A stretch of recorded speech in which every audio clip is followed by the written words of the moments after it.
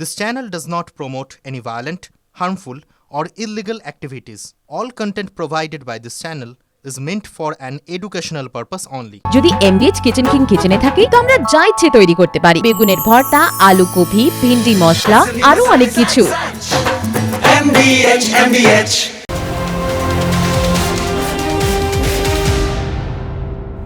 টিভি9 বাংলায় আরো একবার আপনাদেরকে স্বাগত। মধুকল্পিতার সঙ্গে রয়েছে আমি শুভজিৎ মিত্র। মধুকল্পিতা, ঘড়ির কাঁটা দুপুর 2টা মানেই ফুল অ্যান্ড ফাইনাল। দেখো, ফুল অ্যান্ড ফাইনাল এটা জানতে চাই আমরা যে এত অনুপ্রবেশ হচ্ছে, এত ভোট সার্টিফিকেট তৈরি হচ্ছে, সেগুলো কারা তৈরি করছে, এত পাসপোর্ট কারা তৈরি করছে।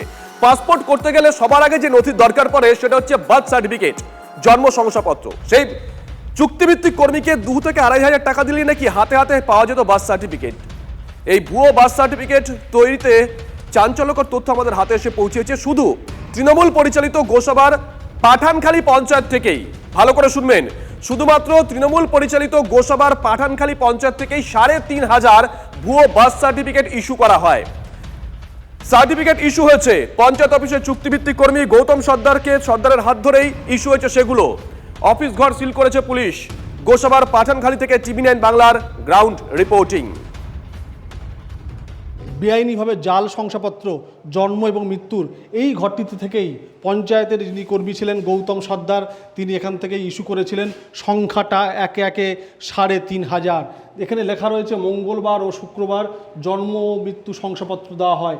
এই ঘরটিতে বসে বসেই গৌতম সর্দার সেই সমস্ত বেআইনি সার্টিফিকেট এখান থেকে ইস্যু করেছে এবং ইতিমধ্যেই পুলিশের জালে গ্রেপ্তার হয়েছে গৌতম সর্দার। মূলত ব্লকের পক্ষ থেকে এখানে আবাস যোজনার কর্মচারী হিসেবেই তাকে নিযুক্ত করা হয়েছিল এবং সে অস্থায়ী কর্মচারী হিসেবেই কিন্তু এখানে কাজে যোগ দেয়। যেহেতু পঞ্চায়েতে কর্মী সংকট রয়েছে সেই কারণের জন্যই তাকে বাড়তি কাজ অর্থাৎ এই জন্ম এবং মৃত্যু শংসাপত্র দেওয়ার দায়িত্ব দেওয়া হয়েছিল। আর সেই সুযোগের সে অপব্যবহার করেছে। পঞ্চায়েত প্রধানের অজ্ঞতাকে হাতিয়ার করেই পাসওয়ার্ড খুলে সেখানেই ভুয়ো সার্টিফিকেটগুলোকে ইস্যু করেছে অর্থের বিনিময়ে। ইতিমধ্যেই এই চক্রের যারা যারা জড়িয়ে রয়েছে তাদেরকে অনেককেই গ্রেপ্তার করেছে পুলিশ এবং পুলিশের পক্ষ থেকে ঘরটিতে সেখানে তালা লাগিয়ে দেওয়া হয়েছে। এই বাড়িতেই গৌতম সর্দার পরিবার নিয়ে বসবাস করত এবং ইতিমধ্যেই পুলিশ কিন্তু তাকে গ্রেপ্তার করেছে। আমরা কথা বলবো পরিবারের সদস্যদের সঙ্গে। বাড়িতে কেউ কি আছেন? আচ্ছা, আপনি কে হন? আমি গৌতমের দাদা। কি নাম আপনার? গোবিন্দ সর্দার। আচ্ছা, ভাই তো এতে কাজ করতো? হ্যাঁ, পঞ্চায়েত। যদি আদালত মনে করে দোষী, তো শাস্তি যদি হয় সেটা তার তো মাথা পেতে নিতে হবে। ভাই কোন ঘরটাতে থাকতো? ভাই এই ঘরটায় থাকতো। সব মিলিয়ে কিন্তু বলা যেতে পারে পাঠানখালী গ্রাম পঞ্চায়েতের সর্দার যে বাড়ি রয়েছে তারা কিন্তু রীতিমতো অস্বস্তির মধ্যে রয়েছে এবং যেহেতু তাদের বাড়িরই সন্তান, এই যে জাল শংসাপত্র ঘটনায় মূল কাণ্ডার হিসেবে তাকে পুলিশ কিন্তু গ্রেপ্তার করেছে। বিষয়টা নিয়ে তদন্ত চালাচ্ছে পুলিশ এবং এই তদন্তের গতি প্রকৃতি কোন জায়গায় যায় সেদিকে কিন্তু আমাদের নজর থাকবে। গোসাবা থেকে অভিজ্ঞান নস্কর, টিভি9 বাংলা। আরেকটু ডিটেল দেই। ভবানীপুর থানার একটি মামলায় ওই অভিযুক্তকে ইতিমধ্যেই হেফাজতে নিয়েছে কলকাতা পুলিশের সিকিউরিটি কন্ট্রোল অর্গানাইজেশন। 3,500 ভুয়ো জন্ম শংসাপত্র ইস্যু, অথচ জানতেন না পঞ্চায়েত প্রধান। হতবাক আলিপুর আদালতের বিচারক। পঞ্চায়েত প্রধানকে কি ধোয়া তুলসী পাতা ভাবছেন? তদন্তকারী অফিসারকে প্রশ্ন করেন বিচারক। কলকাতা পুলিশ সূত্রে দাবি, একটি ভুয়ো জন্মের শংসাপত্র তৈরি করার বিনিময়ে এই গৌতম সর্দার 2,000 থেকে 2,500 টাকা করে নিতেন। একাধিক এজেন্টের হদিশও মিলেছে। গৌতমকে জেরা করে তাদের নাগালে পেতে চাইছে কলকাতা পুলিশ। ধৃতের 13 তারিখ পর্যন্ত পুলিশি হেফাজতের নির্দেশ দিয়েছে আদালত। অথচ পঞ্চায়েত প্রধান তিনি বলছেন যে তার অভিযোগের ভিত্তিতেই নাকি অ্যারেস্ট করা হয়েছে। একবার শুনুন কি বলেছেন তিনি। এখনো পর্যন্ত আমি তো সঠিকটা এখনো পর্যন্ত যাচাই করে, তবে 3,500 সার্টিফিকেট তো ইস্যু হয়েছে, তার কম হচ্ছে তার বেশি হয়েছে সেটা এখন আমি বুঝতে পারছি না। মানে এই যে সার্টিফিকেট ইস্যু করলো কি করে, যেখানে আপনার নামে পাসওয়ার্ড আছে? আমার নামে পাসওয়ার্ড আছে, ওর কাছে আমি জানতে চেয়েছিলাম, কারণ এইটা আমার জানা ছিল না যে ওটিপিটা আমার নামেই আসে। কিন্তু যখনই ওদের কাছে জানতে চাইলাম, আমি বলি কি কীভাবে তোমরা ইস্যু করলে, তখন ওরা বলল যে গৌতমই বলল যে আপনার ফোন নাম্বারটা সরিয়ে দিয়ে আমি আমার ফোন নাম্বারটা দিয়ে রেখেছিলাম, যার জন্যে আপনার লগ ইনে কোনো ওটিপি যেত না, এই কথাটা বললো তখন। তাহলে এটা কি মনে হচ্ছে সম্পূর্ণ জালিয়াতি করা হয়েছে? হ্যাঁ, সম্পূর্ণ জালিয়াতি করা হয়েছে। স্থানীয় বাসিন্দারা তারা কি বলছেন শুনুন। আমরা এখানে গরিব মানুষ অন্ধ কানা খোড়া নিয়ে বসবাস করি। আমরা খুব কষ্টই বসবাস করি, টোটো চালিয়ে খাই। আর আমাদেরকে এত হারে হেনস্থা করেছে, আমাদেরকে এত হারে হেনস্থা করেছে, এই জায়গা কেড়ে নিয়েছে গৌতম সর্দার, আমাদের জায়গা কেড়ে নিয়েছে। জায়গার এখনও পোস্টার মারা আছে, এখনও পোস্টার মারা আছে দেখেন। মানে একমাত্র আমাদের ঈশ্বর বলতে গেলে আমাদের নেতা করেছে গোপন সূত্র। ওই মানে আমরা তো গাড়ি ঘোড়া চালাই, এবারে ওই এতে থাকে আর ও জানে, ওই কম্পিউটার ঘাঁটতো। হ্যাঁ, ও জানে কোথায় কাজ করতো, কি করতো? কম্পিউটার অঞ্চলেই থাকতো, অঞ্চলেই কাজ করতো আর কি। তারপরে সেই সুযোগটা নিয়ে ও নাম্বারটা আমার একটা পিসির কাছ থেকে নাম্বার মানে জোগাড় করে, একজনের কাছ থেকে নাম্বার জোগাড় করে সেই পিসির কাছ থেকে মানে লিখিয়ে নিয়েছে। লিখিয়ে নিয়ে তারপরে এই দখল করা আরম্ভ করেছে। এই মুহূর্তে আমাদের সঙ্গে আলোচনায় যোগ দিয়েছেন বিশ্লেষক অনিন্দ সিনহা রায়। অনিন্দবাবুকে আমরা তৃণমূল কংগ্রেসের হয়ে গলা ফাটাতে প্রতিদিন দেখি। অনিন্দদা, নিশ্চয়ই খবরটা সম্পর্কে আপনি ওয়াকিবহল। যখনই এই ভুয়ো পাসপোর্টের কথা হয়, যখনই বলা হয় যে বাংলাদেশিরা এখানে এসে পাসপোর্ট পেয়ে যাচ্ছে কি করে, তখন আপনারা প্রশ্ন করেন যে বাংলাদেশিরা এদেশে আসছে কি করে? বর্ডার তো বিএসএফ পাহারা দেয়, কেন্দ্রের দিকে আঙুল তোলেন। অভিযোগের একটা দিক, সেটা যখন বিজেপির গেস্ট আসবেন তখন না হয় আপনি অভিযোগটা তুলবেন। তার আগে আমার একটা প্রশ্নের উত্তর দিন।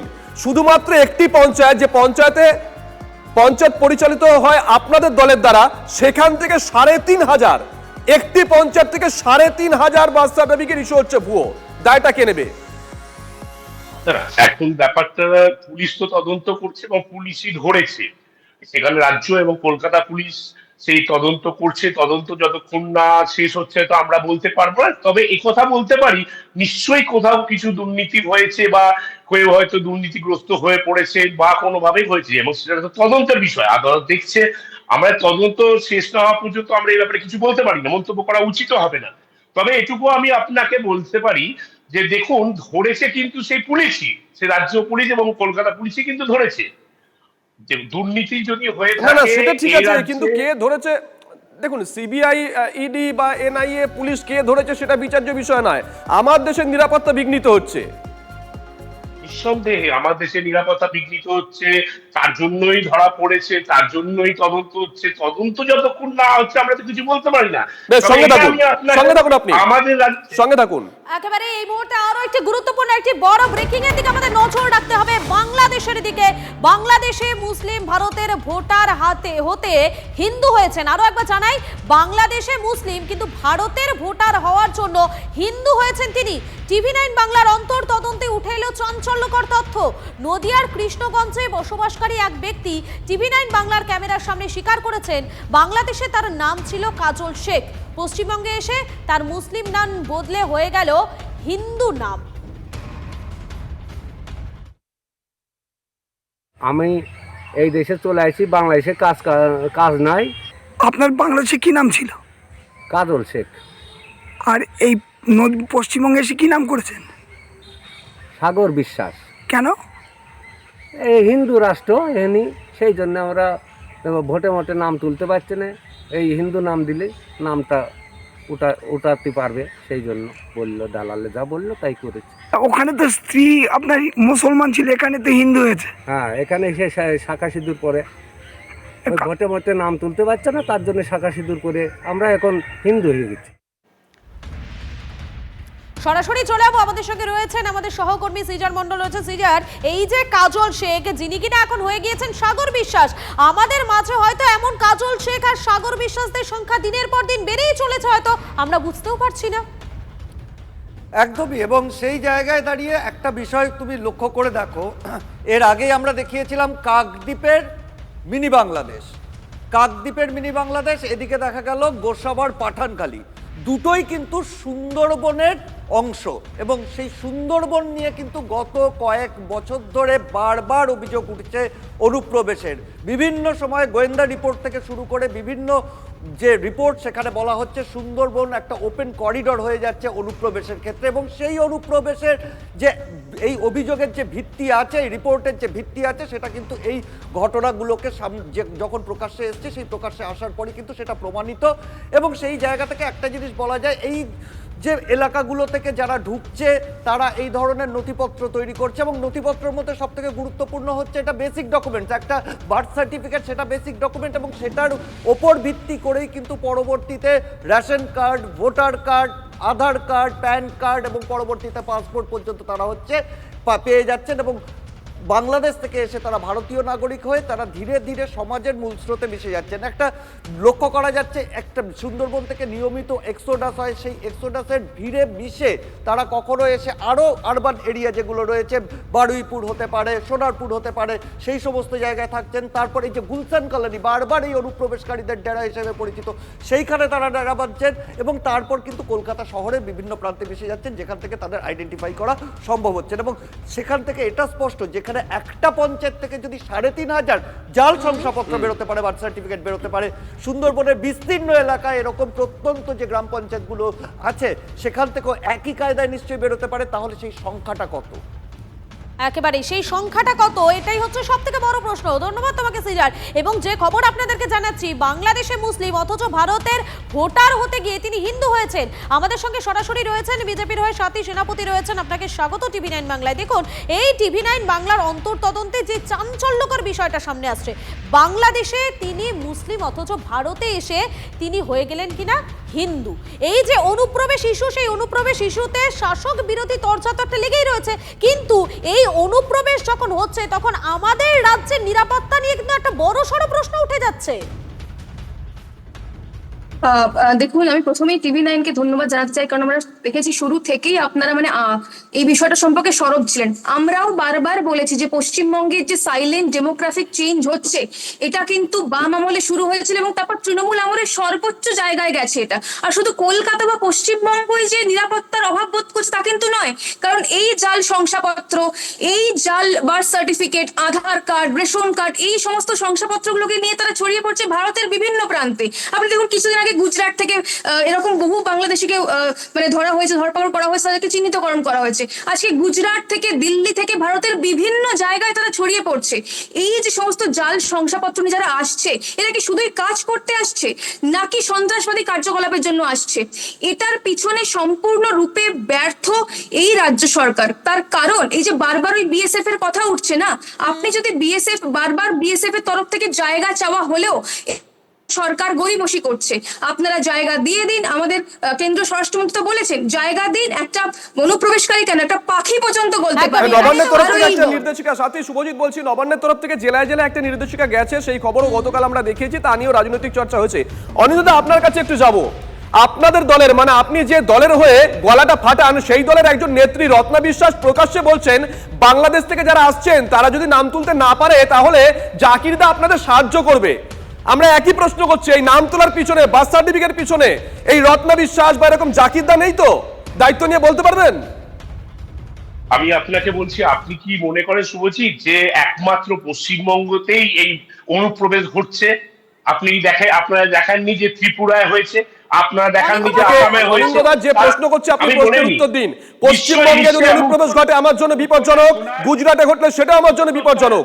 আজকে পশ্চিমবঙ্গ নিয়ে আলোচনা হচ্ছে, তার উত্তরটা দিন। না না, আমি তো ভারতবর্ষ নিয়ে বলছি, আপনি ভারতবর্ষের পশ্চিমবঙ্গ আলাদা করতে পারেন না। বলছি আমাদের এখানে বর্ডারে যদি BSF না করে, আপনার যদি টহল না দেয়, ওখানে যদি না BSF এর টহলদারির অভাব রয়েছে, ঠিক আছে, BSF এর টহলদারির অভাবে ঢুকে গেল একজন, ঢুকে আসার পর তার বার্থ সার্টিফিকেট, তার সমস্ত কিছু তৈরির জন্য শাসক দলের দ্বারস্থ হলে পরেই তো সহজে মিলে যাচ্ছে। এই অভিযোগগুলো কেন আসবে? তাহলে আপনারা কি করছেন? এই রাজ্যের শীর্ষে তো আপনারা বসে রয়েছেন। না, আমি আপনাকে বলি, এই অভিযোগ বিরোধীরা করতে পারে, শাসক দলের কোন লোক এরকম ভাবে করা যায় না। আরে এই তো শাসক দল আপনাদের দলেরই রত্না বিশ্বাস তিনি জোর করে প্রকাশ্য সবাই গলা ফাটিয়ে বলেছেন। আরে আমি আপনাকে বলি, গলা ফাটিয়ে তো বললেই তো হয় না, সেটা তার ব্যক্তিগত ব্যাপার। অস্বীকার করছেন আপনারা রত্না বিশ্বাসের বক্তব্যটা অস্বীকার করছেন? তাহলে দল কি ব্যবস্থা নিয়েছে রত্না বিশ্বাসের বিরুদ্ধে? আপনি আমার কথাটা উত্তর দিয়ে, এই ভোটার কার্ড, আধার কার্ড এটা বানানোর জন্য কোন দল বানায় নাকি সরকার থেকে বানায়? আপনি দলের মদতের কথা বলছেন, দলের মদতের কোনো প্রশ্ন নেই, এটা একটা প্রশাসনিক বিষয়। সাথী দুজনকে একটু থামাচ্ছি, আমরা বক্তব্যটা আরেকবার শোনাই, অত্যন্ত বিপজ্জনক। বাংলাদেশের একজন মুসলিম তিনি এদেশে চলে আসছেন, এসে হিন্দু পরিচয় করে নিচ্ছেন, তিনি বলছেন প্রকাশ্যে, শুনুন। আমি এই দেশে চলে আসছি, বাংলাদেশে কাজ নাই। আপনার বাংলাদেশে কি নাম ছিল? কাজল শেখ। আর এই পশ্চিমবঙ্গে এসে কি নাম করেছেন? সাগর বিশ্বাস। কেন? এই হিন্দু রাষ্ট্র এখানে, সেই জন্য আমরা ভোটে মোটে নাম তুলতে পারছি না। এই হিন্দু নাম দিলে নামটা উঠাতে পারবে, সেই জন্য বললো, দালালে যা বললো তাই করেছে। ওখানে তো স্ত্রী আপনার মুসলমান ছিল, এখানে তো হিন্দু হয়েছে। হ্যাঁ, এখানে এসে শাখা সিঁদুর পরে ভোটে মোটে নাম তুলতে পারছে না, তার জন্য শাখা সিঁদুর করে আমরা এখন হিন্দু হয়ে গেছি।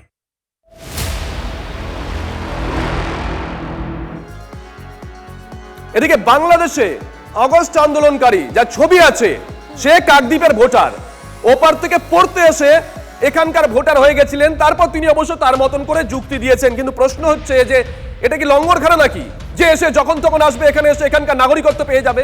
মামদাবাজি হচ্ছে। শুভেন্দু আমাদের সঙ্গে রয়েছেন লাইভে। শুভেন্দু, দেখো, এই ঘটনা প্রকাশ্যে আসার পর থেকে সুন্দরবন সাংগঠনিক জেলা তৃণমূল নেতৃত্ব ইতিমধ্যেই এই কাকদ্বীপে তৃণমূল নেতাদের যোগসাজশ নিয়ে খোঁজখবর নিতে শুরু করেছে। তুমি জানো যে গতকাল বাংলাদেশ থেকে বসে এই খবর আমাদের প্রকাশ্যে সম্প্রচারিত হওয়ার পর বাংলাদেশ থেকে বসে একটি ভিডিও বার্তা পাঠিয়েছে নিউটন দাস, এবং এই ভিডিও বার্তাটি কার মাধ্যমে পাঠিয়েছে, কারা যোগাযোগ রেখেছিল? তাহলে কি তৃণমূলের অভ্যন্তরে কোনো নেতৃত্ব তার সঙ্গে যোগাযোগ রেখেছিল? এই পুরো বিষয়টি যেমন তৃণমূল খতিয়ে দেখছে, এছাড়াও কিন্তু এই গোটা বিষয়টির উপরে নজর রাখছে কেন্দ্রীয় গোয়েন্দারা। কারণ সূত্রের খবর, তৃণমূল সূত্রের খবর, যে এই নিউটন দাস 2022 সালে এদেশ থেকে বাংলাদেশে যাওয়ার সময় উত্তর 24 পরগনার বনগাঁ বর্ডারে কিন্তু সে বিএসএফের হাতে ধরা পড়ে, এবং কয়েক মাস সে কিন্তু জেলে ছিল, উত্তর 24 পরগনার জেলে। এবং তাকে ছাড়ানোর জন্য, জামিন করানোর জন্য কাকদ্বীপ থেকে তৃণমূল ছাত্র পরিষদের নেতৃত্বরা গিয়েছিল। পুরো বিষয়টা যত ঘটনা পাচ্ছে, কিন্তু তৃণমূল ছাত্র পরিষদের যোগসাজশ একেবারে সরাসরি ধরা পড়ার পরে কি গেছিল? দেখো, ধরা পড়ার পরে যখন জেলে ছিল, বেশ কয়েক মাস জেলে ছিল, তাকে জামিন করানোর জন্য কিন্তু কাকদ্বীপ থেকে তৃণমূল ছাত্র পরিষদের সঙ্গে থাকো, লাইভে থাকো, যাবে না। অনিন্দদা, লাইভ রিপোর্টিং, এবং আমি বিশ্বাস করবো আমার রিপোর্টারের কথা। অনিন্দদা, একদম আমিও বিশ্বাস করি সে কথা। দেখুন, জামিন এটা কোনো অপরাধজনক ব্যাপার নয়। জামিন কে দেয়? জামিন দেয় কোর্ট। যে জামিন করিয়েছে না করিয়েছে সে ব্যাপারে আমি বলতে পারবো না, দল খবর রাখছে। কিন্তু জামিন হয়েছে তার মানে কোর্ট তাকে জামিন দিয়েছে, কেউ নিজে জামিন পেতে পারে না। এক। দ্বিতীয় কথা হলো, নিউটন দাস যার কথা বলছিলেন, আমি জামিন করানোর স্বার্থটা একটু বলবেন প্লিজ। হ্যাঁ, জামিন করাতে গেছিল কি স্বার্থে, এটা একটু বলবেন? নাগরিক হিসেবে পাশে দাঁড়াতে নাকি কি জন্য?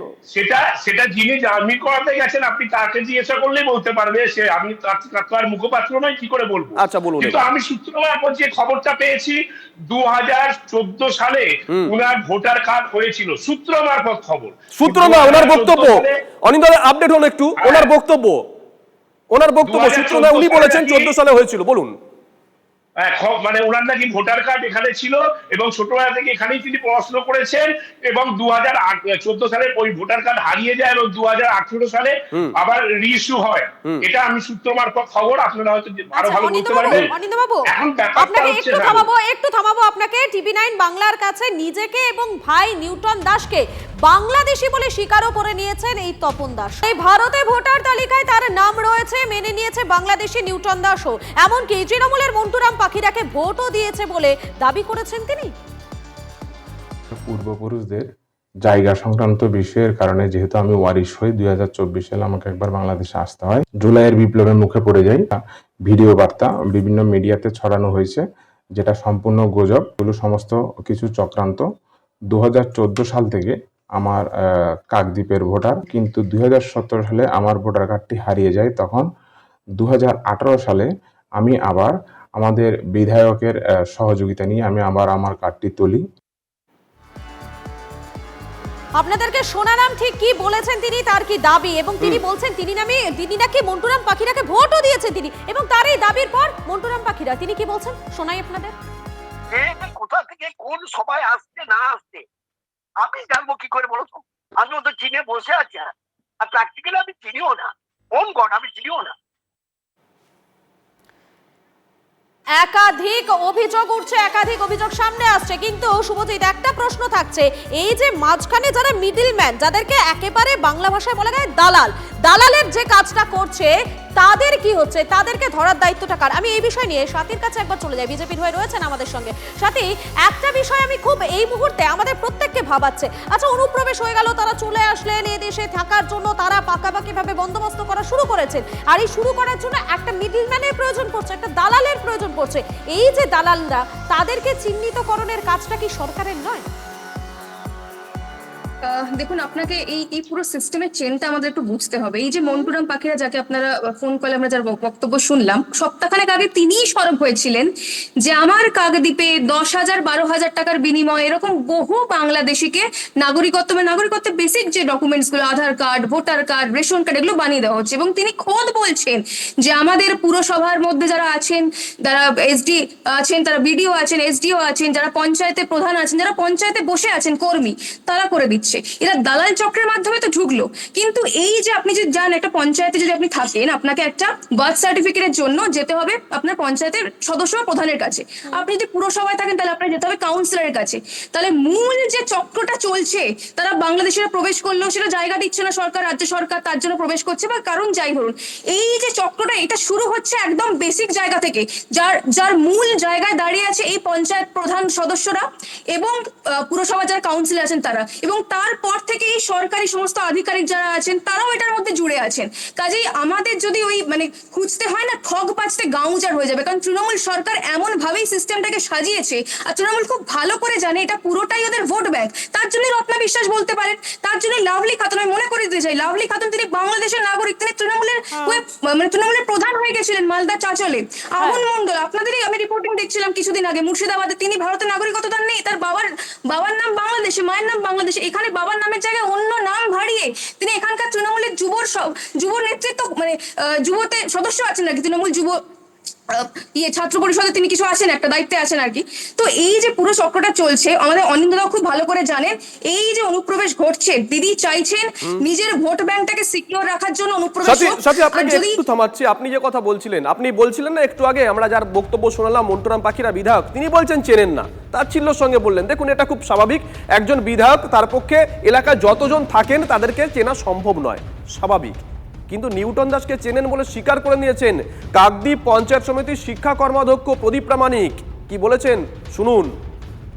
নিউটনকে আমি চিনি, এখানে আমাদের ভোটার, সুভাষনগর প্রথম ঘেরির ভোটার।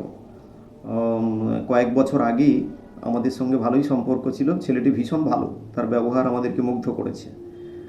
তপন দাস তার ভাই, ওর বাড়িতেই ও থাকতো এসে। আর এখানকার ভোটার এইটুকু ছাড়া আর আমরা কিছু জানতাম না। এখন আপনাদের থ্রু দিয়েই জানতে পারলাম যে বাংলাদেশে ওই আন্দোলনের সঙ্গে যুক্ত, সেটা তো আমরা জানি না ভালো করে, তবে ছবিতে আপনাদের এখানে দেখলাম। অবশ্যই খটকা লাগছে, কিভাবে ভোটার হলো, তার কাগজপত্র, রিকুইজিট পেপারস কিভাবে এলো, এইটাতে অবশ্যই কিভাবে এর তদন্ত যদি হয়, তাতে আমার কোনো আপত্তি নেই। শুভেন্দু আমাদের সঙ্গে রয়েছেন, আমাদের সহকর্মী। শুভেন্দুর কাছে আবারও যাবো। শুভেন্দু, এই প্রদীপ প্রামাণিক, প্রদীপ বাবু, যিনি কাকদ্বীপ পঞ্চায়েত সমিতির শিক্ষা কর্মাধ্যক্ষ, স্যালুট, দারুণ মেমোরি, দারুণ জনসংযোগ, তাই হয়তো চিনে রাখতে পেরেছেন, খুব ভালো। তোমার কাছে একটু জানতে চাইবো, দেখো দুরকম ভাবে বাংলাদেশ থেকে বা ভিন দেশ থেকে এখানে লোক আসতে পারে। একটা যেটা নিয়ে হামেশাই কথা হয় যে অনুপ্রবেশ, কাঁটাতার পেরিয়ে চলে আসা, আরেকটা হচ্ছে কোনো একটা কারণে আসা, ভ্যালিড কারণে, ভ্যালিড কাগজপত্র নিয়ে, তারপর হয়তো সে যাচ্ছে না। এখানে তুমি গতকাল কথা বলেছিলে তৃণমূল ছাত্র পরিষদের এক নেতা, যার সঙ্গে ছবি ভাইরাল হয়েছে, সে বলছে যে আমাদের সঙ্গে পড়তো এসেছিল কি কাঁটাতার পেরিয়ে হামাগুড়ি দিয়ে এসেছিল, নাকি কোনো ভ্যালিড ভিসা নিয়ে এখানে এসেছিল, তারপর এখানে থেকে গেছে। দেখো একেবারেই সেটাই কিন্তু প্রশ্নচিহ্ন, কারণ সে ছোটোবেলায় কিভাবে এ রাজ্যে এসেছিল এবং এই স্কুলে, এই রাজ্যের কাকদ্বীপের নামখানার একটি স্কুলে সে পড়াশোনা করেছে। কার সঙ্গে পড়াশোনা করেছে? সুন্দরবন সাংগঠনিক জেলার তৃণমূল ছাত্র পরিষদের সভাপতি দেবাশিস দাসের সঙ্গে। তিনি কিন্তু সে কথা স্বীকার করে নিয়েছেন। এবং তুমি আরেকটু পিছিয়ে যাও, মন্টুরাম পাখিরা গত সম্প্রতি কিছুদিন আগে থেকে যে অভিযোগটা তুলেছিলেন যে 6000 ভোট বেড়েছে কাকদ্বীপে এবং 3টে পঞ্চায়েত, সেই 3টে পঞ্চায়েতের মধ্যে একটি পঞ্চায়েত শ্রী শ্রী রামকৃষ্ণ গ্রাম পঞ্চায়েতের পঞ্চায়েত প্রধান হচ্ছে এই তৃণমূল ছাত্র পরিষদের সভাপতির স্ত্রী।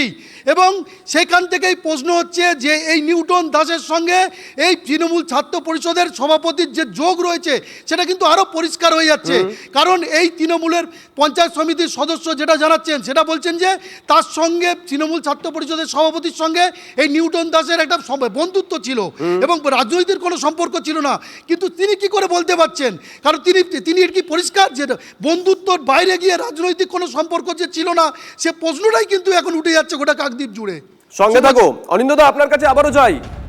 আবারও বলতে চাইছি যে দেখুন, আপনার পাড়ায় যদি কেউ, আপনি দীর্ঘদিন রাজনীতির সঙ্গে যুক্ত, রাজনীতি করেন, আপনার পাড়ায় যদি অনিন্দদা কেউ আসে দুম করে, নবাগত কেউ, নিশ্চয়ই আপনার মনেও প্রশ্ন জাগবে যে কে কোথা থেকে এসেছে। আমার মনে তো জাগবেই, সাথীর মনে জাগবে, মধুকল্পিতার মনেও জাগবে, প্রত্যেকের মনেই জাগবে। যার প্রামাণিকবাবু যার বক্তব্য শোনালাম নিশ্চয়ই তার মনেও জেগেছিল, তিনি তাই খোঁজখবর নিয়েছেন, মাথায় রেখে দিয়েছেন। এখানেই তো প্রশ্ন যে এরকম মুড়ে মুড়কির মতন ভোটার কার্ড তৈরি হয়ে যাচ্ছে, পাড়ায় পাড়ায় লোকজন চলে আসছে বাংলাদেশ থেকে, যারা জনপ্রতিনিধি আছেন ছেড়ে দিন, যারা সংগঠন করেন নিত্যদিন, তাদের কাছে কোনো খবর থাকে না। বলি আপনাকে, তৃণমূল কংগ্রেসই প্রথম বলেছিলেন যে এই বিভিন্ন রাজ্যে আমরা দেখেছি, দিল্লি এবং মহারাষ্ট্র ইলেকশনের পরে আমরা দেখেছি যে ভোটার হট করে বেড়ে যাচ্ছে। সেই কারণেই তৃণমূল কংগ্রেস ভোটার তালিকার স্ক্রুটিনি করার কাজ অনেক আগে থেকে শুরু করে দিয়েছে এবং বাড়ি বাড়ি গিয়ে স্ক্রুটিনি করা হচ্ছে যে ভুয়ো ভোটার যদি থাকে, কে সেই ভুয়ো ভোটার, কোথা থেকে সে আসলো। আপনি যে তথ্য দিচ্ছেন অনিন্দদা, একদম সঠিক তথ্য দিচ্ছেন আপনি। আমার প্রশ্ন হচ্ছে এই মহারাষ্ট্র বা হরিয়ানার ভোট কেন, পশ্চিমবঙ্গের ভোট নিয়ে তৃণমূল কংগ্রেস কেন সরব হয়নি? শাসক দল বলে? এখানেও তো একই, এখানেও তো লোক সংখ্যা বেড়ে যাচ্ছে। নিশ্চয়ই তো আমরা মহারাষ্ট্র এবং দিল্লি থেকে শিক্ষা নিয়েই তো পশ্চিমবঙ্গে যাতে এই ঘটনা না ঘটে, তার জন্যই তো এই প্রচেষ্টা, তার জন্যই তো তৃণমূল। আলোচনা শেষ পর্যায়ে 10 সেকেন্ড, সাথী 10 সেকেন্ডের রিপ্লাই প্লিজ। দেখুন, অনিন্দদা খুব ভালো করে জানেন তৃণমূলের যেটা হয় সেটা পুরোপুরি আইওয়াশ। কারণ তৃণমূল যদি সত্যিকারের মানে ঠিকঠাক ভাবে ভোটার তালিকা চেক করা হয় তাহলে দেখা যাবে তৃণমূলের 40% ভোট ব্যাংক আর থাকবে না। ঠিক আছে, তো সেই জন্যই চুপচাপ দিদি চোখ বুজে আছেন, আমি কিছু দেখিনি, আমি কিছু আর সবটাই বোধহয় শুভজিৎ ভোট ব্যাংকের যে রাজনীতি, সেই ভোট ব্যাংকের রাজনীতিতে এসে দাঁড়িয়ে যাচ্ছে, তাই তো শুভজিৎ? বেশ, অসংখ্য ধন্যবাদ দুজনকে, অসংখ্য ধন্যবাদ। বিজেপি গোটা বিষয়টা নিয়ে ইতিমধ্যেই রাস্তায় নেমে পড়েছে। সুকান্ত মজুমদার তিনি টুইট করেছেন, শুধু চপ বোমা কাটমানি নয়, অনুপ্রবেশকেও শিল্প পর্যায়ে নিয়ে গেছে তৃণমূল, সুকান্ত মজুমদার বলছেন। শুভেন্দু অধিকারী কি বলছেন শুনুন। কয়েক লক্ষ আছে, কয়েক লক্ষ আছে, 7 সেট তো 3বার ভোট দিয়েছে, আনসারুল বাংলার জঙ্গি। দেখি কয়েক লক্ষ আছে, কয়েক লক্ষ আছে, 7 সেট তো 3বার ভোট দিয়েছে, আনসারুল বাংলার জঙ্গি।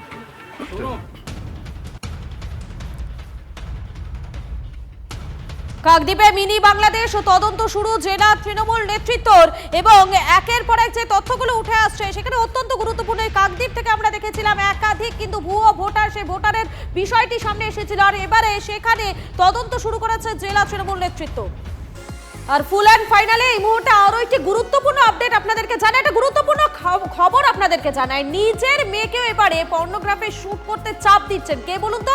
মায়ের চাপ। বিস্ফোরক অভিযোগ করছেন শ্বেতা খানের পরিচিত এক ব্যবসায়ী। মানসিক চাপ সামলাতে না পেরে আত্মহত্যা করে মেয়ে ইশিকা। 2021 সালে আত্মহত্যা করে ইশিকা। অভিযোগ ব্যবসায়ী মাসুদ আলম খানের। মাসুদের অভিযোগ শ্বেতা তাকেও ব্ল্যাকমেল করার চেষ্টা করে। 1 কোটি টাকা দাবি করেছিল শ্বেতা। মাসুদ আলম খানের দাবি ইশিকার সঙ্গে তার ছেলে পড়াশোনা করত। আত্মহত্যার আগের রাতে বন্ধুদের সঙ্গে পার্টি করে শ্বেতা। সেই পার্টিতে আমার ছেলেও ছিল। তারপর থেকে ফাঁসিয়ে দেওয়ার হুমকি দিয়ে টাকার দাবি। ইশিকাই আমার ছেলেকে বলেছিল মা ভাই তাকে পর্নোগ্রাফি করতে চাপ দিত। চাঞ্চল্যকর অভিযোগ ব্যবসায়ী মাসুদ আলম খানের। ওর পয়সার প্রয়োজন ছিল, ওর মা ওকে 2 নম্বরি লাইনে নামাতে চাইছিল, কিন্তু মেয়েটা খুব ভালো, ইশিকা মেয়েটা খুবই ভালো। ও কোনো গলত লাইনে যেতে চাইছিল না, কিন্তু ওর মা আর ভাই, এই আরিয়ান খান যার কথা বলছেন, ফোর্সিবলি ওরা চাইছিল ওকে, যেরকম ওর মা যা ধান্দা অ্যাজ পার হার, অলমাইটি ওকে ভালো জায়গায় পৌঁছাক ইশিকাকে, ও ধান্দা করার জন্যে। ও মেয়েটা আমার ছেলেকে বলেছিল, বললো ভাই 1300 টাকা দে না, আমি কোন জায়গায় একটা ফর্ম ভরছি, যদি চাকরি পেয়ে যাই তো আমি ঘর ছেড়ে চলে যাব। তো ওই অনলাইনে ওকে 1300 টাকা মেরেছিল। ওইটা হলো সবুত যে আমার ছেলের সঙ্গে রিস্তা। তো আমি এটা শোনার পরে ওর মা অলরেডি আমাকে ফোন করে দিয়েছে থ্রেট হিসাবে যে একটা অ্যামাউন্ট দিন, তো আমি আপনার ছেলের নামটা বাদ দিয়ে দিব। কত টাকা চেয়েছিল? 1 কোটি, 1 CR, 1 কোটি টাকা। 1 কোটি টাকা চেয়েছিল। আমাদের সঙ্গে সরাসরি রয়েছেন আমাদের প্রতিনিধি অনন্ত রয়েছেন আমাদের সঙ্গে এই মুহূর্তে। আমি অনন্তর কাছে সরাসরি চলে যাবো। ভয়ঙ্কর সব অভিযোগ উঠে আসছে এবং এবারে যেমনটা দেখা যাচ্ছে যে এই পর্নোগ্রাফ শুট করতে চাপ দিত কিনা নিজের মা।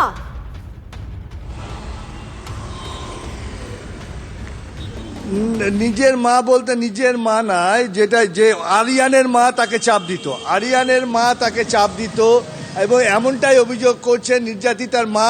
এবং যে প্রতিবেশীর কাছে ওই নির্যাতিতা বলেছে সেটাই তিনি তাই বলছেন যে তিনি যে তার মা, যে নির্যাতিতার মাকে তিনি বলেছেন নির্যাতিতা যে বারংবার তাকে পর্নোগ্রাফি শ্যুট করার জন্য তাকে মারধর, চাটু ছ্যাঁকা দেওয়া, এমনকি তার মেরে মাথা স্কাল্প ফাটিয়ে দেওয়া, এই সমস্ত তাকে অত্যাচার করত। এমনকি অভিযোগ নির্যাতিতা মায়ের যে মেয়েকে তারা অর্থাৎ শ্বেতা খান এবং আরিয়ান খানরা যে তারা উল্টে তাকে কি করতো, তাকে বলেছিল যে তুমি ট্রেনিং নাও, এই যে শ্যুট হয় যে পর্নোগ্রাফি তার ট্রেনিং নাও। তাতেও সে কর্ণপাত করে না নির্যাতিতা। তখন নির্যাতিতাকে দিয়ে বাড়ির কাজ করায়, মারধর করা থেকে আরম্ভ করে গোপন অঙ্গে অস্ত্র দিয়ে আঘাত করা থেকে আরম্ভ করে নানা রকম নির্যাতন করতে থাকে। এমনটাই অভিযোগ করছেন নির্যাতিতার পরিবার এবং নির্যাতিতার প্রতিবেশী, যেইটুক সে বলতে পেরেছে অসুস্থ অবস্থায়, এবং সেইটুক তার থেকেই পুলিশ জানতে পেরেছে, এতটাই। একেবারে ধন্যবাদ অনন্ত। এদিকে প্রোডাকশন হাউসের আড়ালে পর্নোগ্রাফির ব্যবসা চালাতো পানিহাটির তরুণীর ওপর অত্যাচারে অভিযুক্ত আরিয়ান ও তার মা শ্বেতা। পুলিশকে দেওয়া বয়ানে এমনটাই জানিয়েছেন নির্যাতিতা। প্রোডাকশন হাউসে কাজের টোপ দিয়ে তরুণীদের নিয়ে যেত আরিয়ান, তারপর দেহ ব্যবসায় নামার জন্য চাপ দিত বলে অভিযোগ। কথা মতন কাজ না করলে চলতো অমানবিক শারীরিক এবং মানসিক নির্যাতন।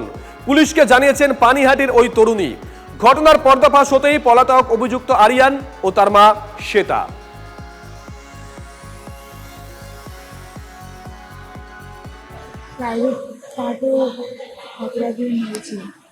আচ্ছা, মাথা উঠায় কেমনি মেরেছে তোমাকে? লোহা দিয়ে। কখন দিয়ে তোমাকে অত্যাচার করতো? 5 মাস ধরে এরকম করছে। সবার কাছে আমাকে রাগ করে, বাইরে দিয়ে আসলে আমি মার খাই। কোনো কিছু ভুল হলে নুনও বেশি হয়ে গেলে, হলুদ বেশি হয়ে গেলে আমাকে একটু মারে। আচ্ছা, কি বলে নিয়ে গেছিল তোমাকে? আমাকে বলে নিয়ে গেছিল আমি কাজ দেবো। বলেছে কি তোমাকে এসব কাজ করতে হবে না, তোমার মানে বার ড্যান্সারের কাজ করতে হবে, খারাপ খারাপ কাজ করতে হবে। তা আমার মেয়ে বললো আমি করব না, আমি বাড়ি চলে যাব। তার মধ্যে আমার মেয়েকে আটকিয়ে মানে মানে ওর পুরো শরীরে এরম করে দিয়েছে যে আমার মেয়ে দাঁড়িয়ে বসতে পারছে না, না মরতে পারছে। মানে ব্লু ফিল্ম কাকে বলে, ওইগুলোই। মানে আমার মেয়ে বলেছে আমি এসব পারবো না, আমি বাড়ি চলে যাব, এই বলেছে বলে ওকে যেখানে পেরেছে কোপ মেরেছে, এখানে মেরেছে, হাত ভাঙা একটা, এদিকে দাঁত কামড়িয়ে দিচ্ছে, এদিকে বটি দিয়ে মেরেছে, এদিকে দা দিয়ে মেরেছে, সব জায়গা। এদিকে দুদিন ধরে মা ছেলেকে দেখা যাচ্ছে না বলে জানিয়েছেন প্রতিবেশীরা, মানে তারা বেপাত্তা এই মুহূর্তে। দেখিনি আমরা, সকালে তো ছিল না। হ্যাঁ, ও কি কালকেও আমি তো উপরে থাকি। ও কি এখানেই থাকে? থাকে তো এখানে। আরিয়ান ওর নাম? কি নাম? আরিয়ান। আচ্ছা, ও একটা জিনিস বলো খালি, একটুখানি দাঁড়াও। বলছি যে ও কি কবে সকাল থেকেই থাকে? প্রতিদিনই ছিল? হ্যাঁ, প্রতিদিনই থাকে। আজকে আমরা কদিন ধরে দেখিনি, আমরা কি করে বলবো। হ্যাঁ, তো পুলিশ এসেছিল? পুলিশ এসেছিল এখানে? ডোমজুড়ে রাস্তা থেকে নাবালিকাকে জোর করে তুলে নিয়ে যাওয়ার চেষ্টার অভিযোগ। নাবালিকার চিৎকারে অভিযুক্ত যুবকের ছুটে পালানোর চেষ্টা। স্থানীয়দের হাতে পাকড়াও অভিযুক্ত যুবক। গণধোলাইয়ের পর অভিযুক্তকে পুলিশের হাতে তুলে দেয় স্থানীয়রা। আমাদের সঙ্গে রয়েছেন আমাদের প্রতিনিধি সুব্রত রয়েছেন। সুব্রত, বিস্তারিত জানো, ঠিক কি ঘটনা ঘটেছিল? দেখো, গতকাল সন্ধ্যায় ডোমজুড়ের দক্ষিণ বাড়ি মহিষানালা এলাকার ঘটনা, যেখানে বছর দশেকের এক নাবালিকা মামার বাড়ি থেকে বাড়ি ফেরার পথে তাকে জোর করে তুলে নিয়ে যাওয়ার চেষ্টা, অর্থাৎ কিডন্যাপিং করার চেষ্টা করে এক যুবক, এবং তখন সে বাধা দিলে তাকে ধারালো অস্ত্র দেখিয়ে ভয় দেখানোর অভিযোগ হয় এবং নাবালিকা যখন চিৎকার করে এলাকাবাসীরা জড়ো হয়ে পড়ে এবং তখন একেবারেই যোগাযোগ বিচ্ছিন্ন হয়েছে আমাদের প্রতিনিধি সুব্রতর সঙ্গে, যেমনটা জানাচ্ছিলাম। একবার শোনাই আপনাদের, শুনুন।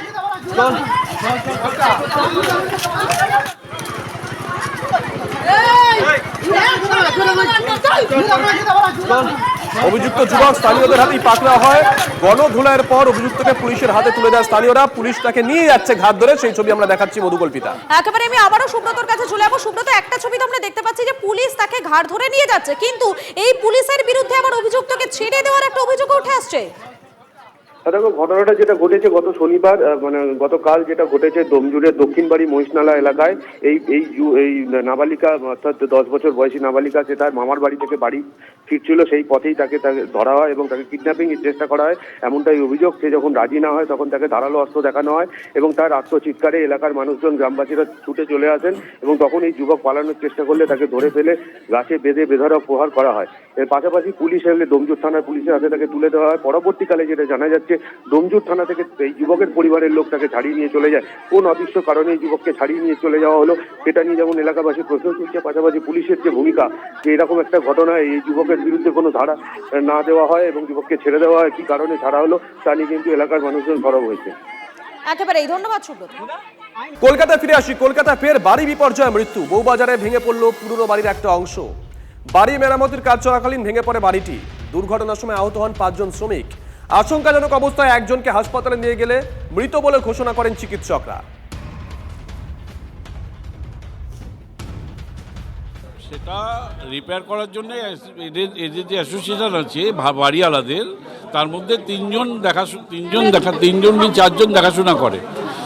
তারা মিলে এরা অনেকদিন ধরে রিপেয়ার করবে বলছিল। সবাই মিলে ভাড়াটের থেকেও কিছু পয়সাও চেয়েছিল, আমরাও দেবো বলেছিলাম। তারপরে আমার কাছে আর কোনো খবর নেই, হঠাৎ শুনছি রিপেয়ার হচ্ছে এবং ভেঙে পড়ে গেছে। এটাই আর ব্যাপার, এর বাইরে কিছু জানি না। এখনো পৌরসভা বিপজ্জনক বাড়ি এখনো ছিল না, কেন স্কুলও চলছিল, এখানে বাচ্চাদের স্কুলও চলে, ওই জন্য এখনো বিপজ্জনক বাড়ি ছিল না। কিন্তু এরা জোর জবরদস্তি করে যে ছান্দা করেছে, এ করেছে, নিজেদের ইচ্ছা মতন না পারমিশন নিয়েছে না কিছু করেছে, যের জন্যে ধসে পড়েছে। ওটা চুন সুরকির জিনিসটা যদি হোল করে তাহলে পড়বে অটোমেটিক। 100 বছর পুরনো যে বিল্ডিং। কিন্তু এই কাজ কারা করছিল? বাড়ির মালিক কারা? মালিক এখানে নেই, সব ভাড়াটে। প্রশ্নের মুখে মহিলা নিরাপত্তা। কোর্টে জমির পাট্টা নিয়ে মামলা চলাকালীন দাদাগিরি।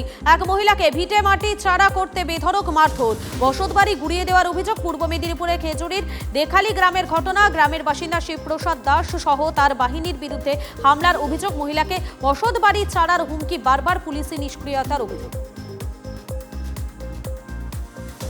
কৃষ্ণনগরের কালীগঞ্জে উপনির্বাচন, ভোটারদের মনোবল বাড়াতে রুট মার্চ বাহিনীর। কালীগঞ্জ বিধানসভা এলাকায় 13টি পঞ্চায়েত রয়েছে। প্রতিটি পঞ্চায়েত এলাকায় রাজ্য পুলিশকে সঙ্গে নিয়ে রুট মার্চ বাহিনী। বিভিন্ন এলাকায় ঘুরে মানুষের সঙ্গে কথা বলছে বাহিনীর সদস্যরা। নিউ টাউন থেকে জালে আরও এক বাংলাদেশি। ইকো পার্ক এলাকা থেকে মোহাম্মদ জিয়াউদ্দিন নামে এক বাংলাদেশিকে গ্রেফতার রহড়া থানার পুলিশের। এর আগে রহড়া থানার পুলিশ 3 জন বাংলাদেশিকে গ্রেফতার করেছিল। এবারে ধৃত জিয়াউদ্দিনের থেকে বেশ কিছু নথি উদ্ধার করেছে পুলিশ। সন্দেশখালীতে শুভেন্দু সবার আগে উত্তেজনা। বাসন্তী হাইওয়ের ওপর ভাঙা হলো তোরণ, ছিঁড়ে ফেলা হয়েছে শুভেন্দুর ছবি। তৃণমূলের বিরুদ্ধে ব্যানার পোস্টার ছেড়ার অভিযোগ বিজেপির। পাল্টা বিজেপির অন্তর্দ্বন্দ্বের দিকেই আঙুল তৃণমূলের। 24 ঘন্টা পার, পুলিশের নাগালের বাইরে কোন্নগরে কিশোরকে বেধড়ক মারধরে অভিযুক্তরা। আমপাড়ায় কিশোরকে বেধড়ক মারধর করেন বাগান মালিক এবং তার বাড়ির লোকজন। চোখে গুরুতর আঘাত, নাবালকের ভর্তি কলকাতা মেডিকেলে। যদিও অভিযোগ মানতে নারাজ অভিযুক্তরা, উত্তরপাড়া থানায় অভিযোগ দেয়।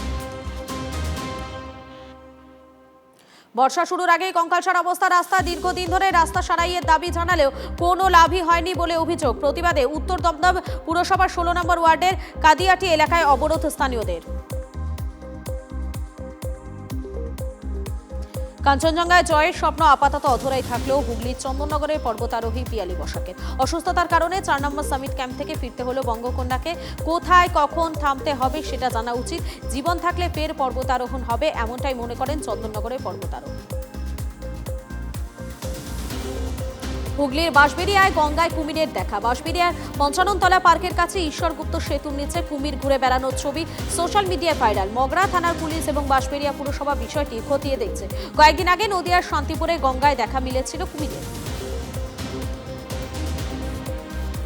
সপ্তাহ শেষে দীঘায় উপচে পড়া ভিড়। ঈদের ছুটি এবং জগন্নাথ দেবের স্নানযাত্রা উপলক্ষে সৈকত নগরীতে ভিড় জমিয়েছেন হাজার হাজার পর্যটক। তিল ধারণের জায়গা নেই দীঘা, শঙ্করপুর, তাজপুর, মন্দারমণির হোটেলগুলিতে। অতিরিক্ত ভিড়ের কারণে দীঘার রাস্তায় তীব্র যানজট, মোতায়েন অতিরিক্ত পুলিশ। দ্বারকেশ্বর নদ থেকে বালি তোলার সময় উদ্ধার পাথরে তৈরি প্রাচীন দেবমূর্তি। মূর্তিটি বাদামি বেলে পাথরে তৈরি। দ্বাদশপুজ লোকেশ্বর বিষ্ণুমূর্তি বলে দাবি গবেষকদের। ওন্দা ব্লকের ওলা দুবরাজপুর এলাকায় দ্বারকেশ্বর নদীগর্ভ থেকে বালি তোলার সময় মূর্তিটি চোখে পড়ে।